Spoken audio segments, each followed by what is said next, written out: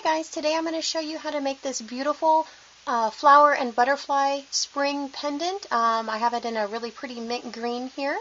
We're going to be using a couple polymer clays, so stay tuned and I'll show you what we have in store for you.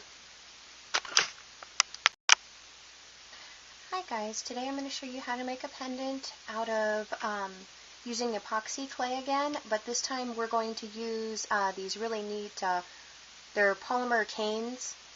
This specific brand is mainly for like acrylic nails. You probably see these in nail salons.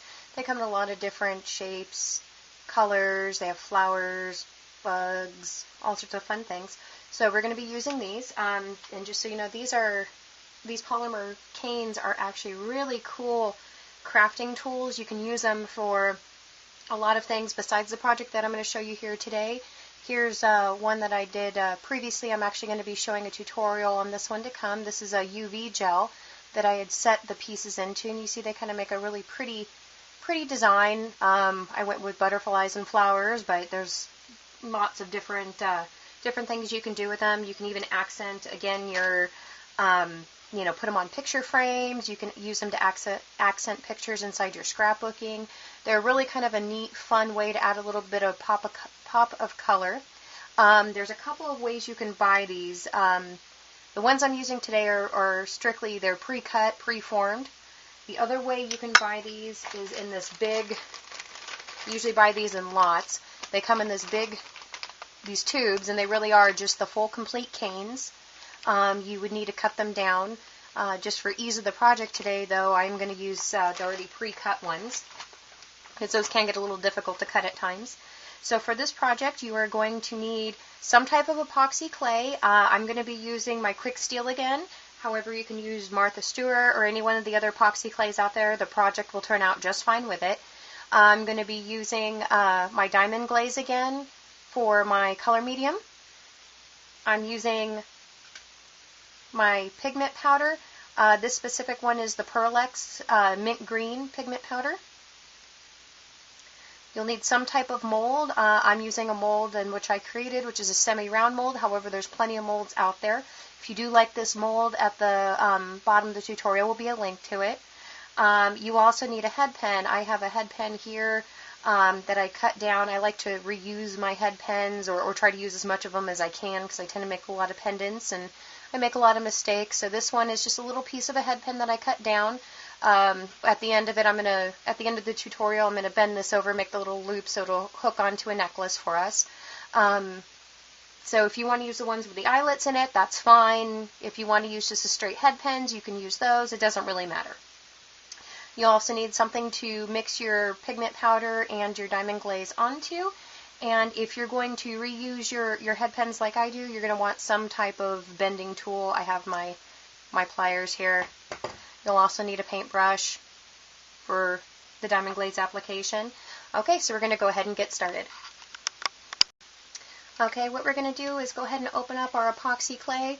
Again, I'm using Quick Steel. You're more than welcome to use any type of epoxy clay. This will work with pretty much any type of epoxy clay. So I'm going to break off a little piece. And no matter what type of epoxy clay you're working with, you are going to have to mix it. So this process, regardless of brand, type, whatever, is going to be the same. Okay, got my nice little chunk here. And as you can see, you still have your two-tone. The whole point of the epoxy clay is you're going to mix it up together so that it's all one solid state color.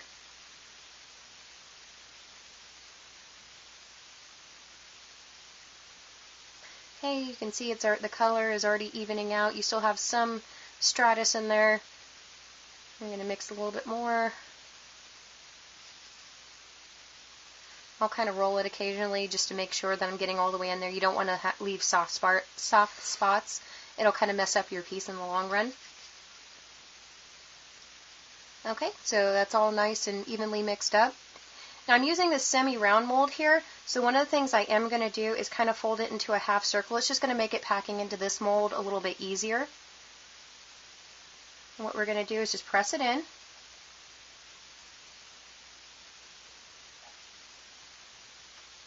And you want to make sure you make it all the way around. You don't want any holes there, so I'm pushing it all the way through, and I'm really kind of pushing it into this mold. And this mold's a little bit difficult to work with in comparison to some of the other ones because you have this round circle here, but it also makes for a really nice piece. I'm going to use a head pen, but if you don't want to use any type of mount in it, you can actually just go ahead and put a string through this. I'm going to take my pen. I'm just going to put a little kink in it since I don't have a whole lot of area to work with. I'm going to find the closest to the center that I can.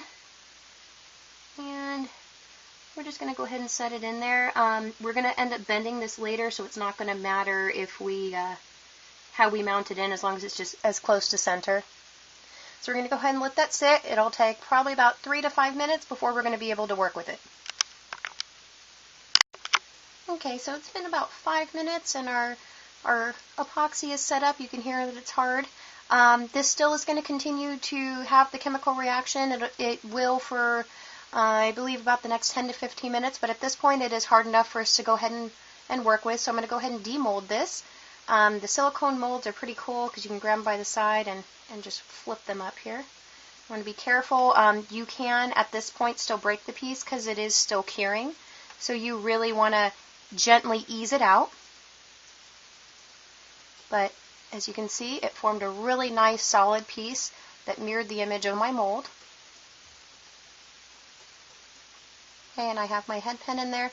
Again, when you're playing, when it's set up this long, it would just be really, really careful because you can rip this out. You can crack this centerpiece. Right here, it's really thin and it's a weaker spot on the piece itself because you don't have as much material here. But especially while it's still setting up, this is really fragile. Okay, so I have my piece sitting on the back of my mold here, so it's just going to make a nice neat surface.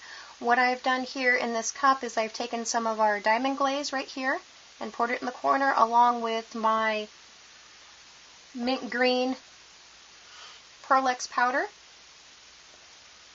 And you're just going to take the back of your paintbrush, that works really well, or if you want to use a toothpick, and just mix it up. And this is going to form a paint. Now, one of the reasons I do like working with the diamond glaze and the pigment powders together, because it serves as a paint and a glue, and you really get this really beautiful luster out of the pigment powders that you don't necessarily always see in paints. Now, if you want to go ahead and substitute this portion of the process with a paint, you can definitely do so. Tulip makes a lot of really neat colors out there. But this is kind of nice because all I have to buy is the little tiny jars plus the diamond glaze versus hundreds of bottles of the tulip. So it's just my preference. But again, there's lots of different options for this project and still have it come out the same way. Okay, I have that all nice and mixed up. As you can see, it's a liquid now. I'm going to take our paintbrush, and I'm going to do a really generous coat because this is going to be the green on it is going to be the main feature of the piece. And I'm just going to apply it onto the piece. I'm going to do front and back on this one because I want to make sure to get a nice heavy coat. And I really don't want any of the gray epoxy to stick through.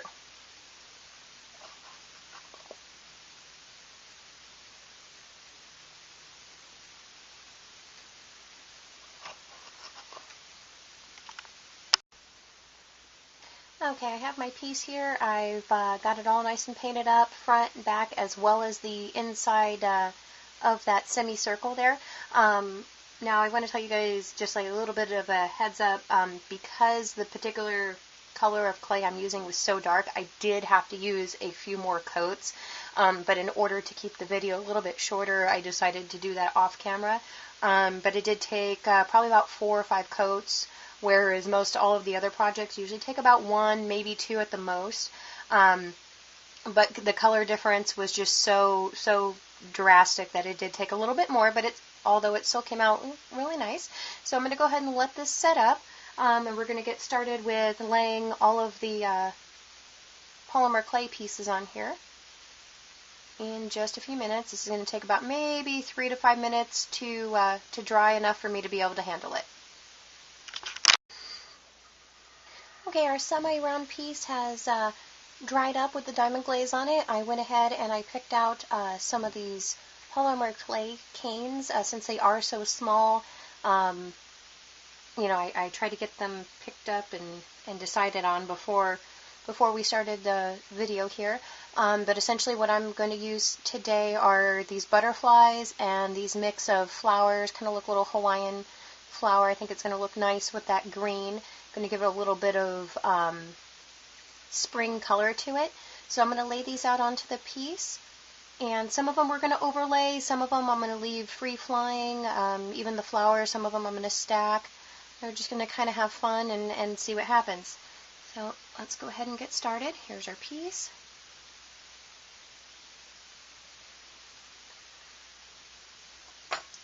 Okay, what I'm going to do is use the back of the brush that we were using previously for mixing to apply little pieces of the diamond glaze glue mixture so the pieces will hold. You can see this is still liquid here.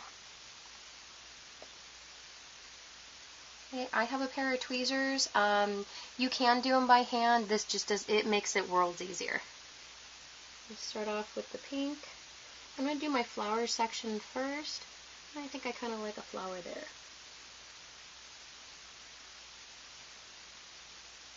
And working with these, you don't want to, I don't know if I'm going to be able to use the tweezers, you really don't want to grab them too hard because these guys will snap in half.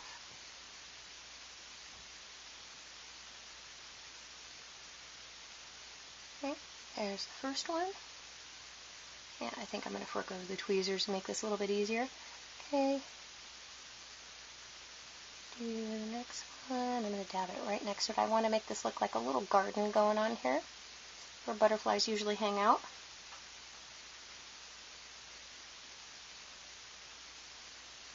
And I want them to overlap just a little bit. I don't want to cover up any of the other flowers. So see, we're starting to build kind of like a 3D effect going on. A little bit more here, and I think I need some pink. Lots of blues and greens going on here. Get one of those pink ones over here.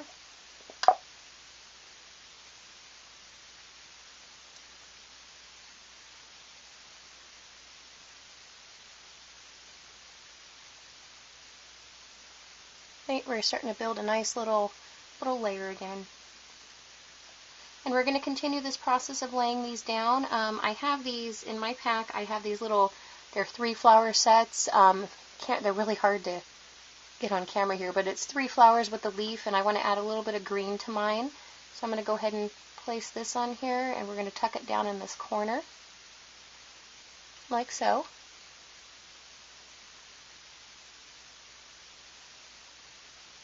We're not going to move on to the butterflies yet. I really want to kind of build this 3-dimensional flower area first, and then we'll stick the butterflies on because I think it's going to make it easier for placing them.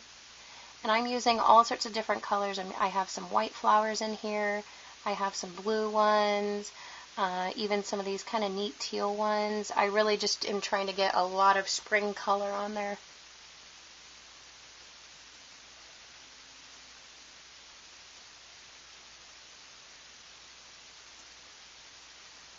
I have a nice little orange one I'm going to put down here.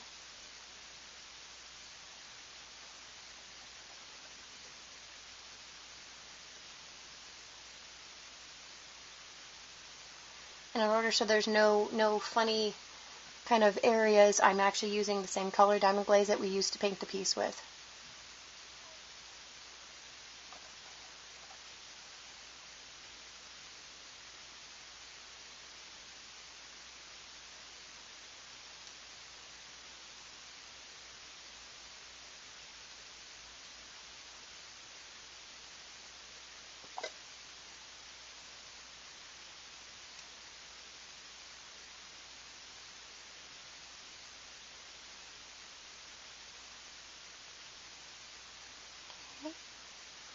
And that one again is another one of those 3s with a leaf on it. I know the color's not picking up too well because my piece is green, but in person you can definitely see it. So I have all those on. All I have left are my butterflies. So I'm going to go ahead, and since I have my little garden, I'm going to make the butterflies fly around the piece towards the flowers. Really, it's just a matter of where you want them to be. I'm not really attacking this with any rhyme or reason. I'm just placing. There we go.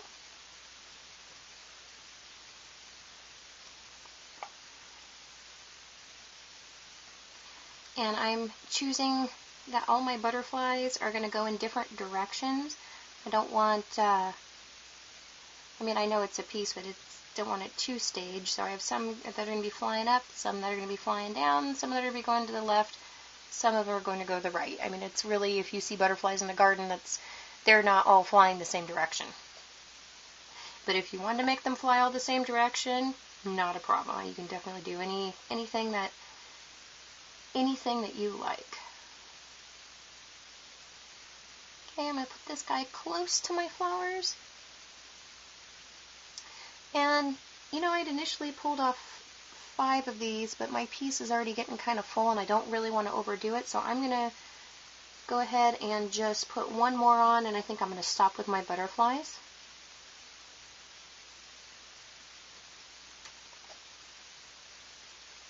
A little bit more glue on there. And my last little butterfly, and I'm going to make him kind of face off to the side here.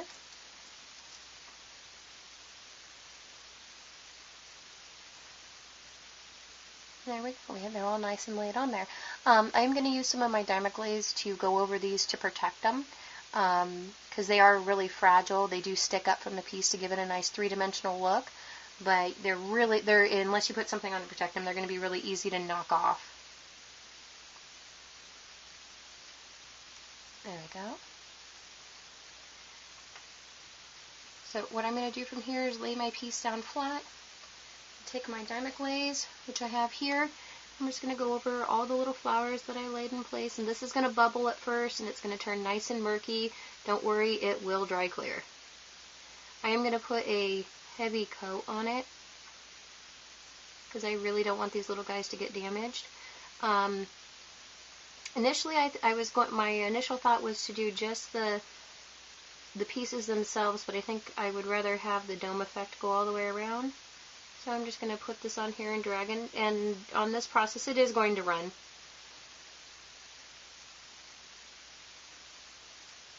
But that's okay. Messes are fun to make when you're crafting.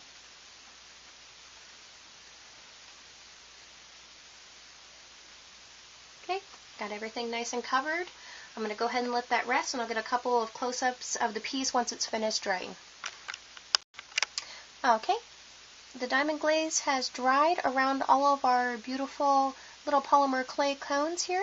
So you can see it made a really nice, pretty spring pendant. Got little butterflies, a nice little floral garden. Real nice kind of fun spring wear. Thank you very much for watching, and if you have questions, please feel free to comment. I will definitely get back to you. If you have a hard time finding some of the materials, let me know. I have alternate materials and also, you know, some places where to find them. Amazon has a lot of this stuff. If you do your own pieces, please post pictures. I would love to see them. Thanks for watching.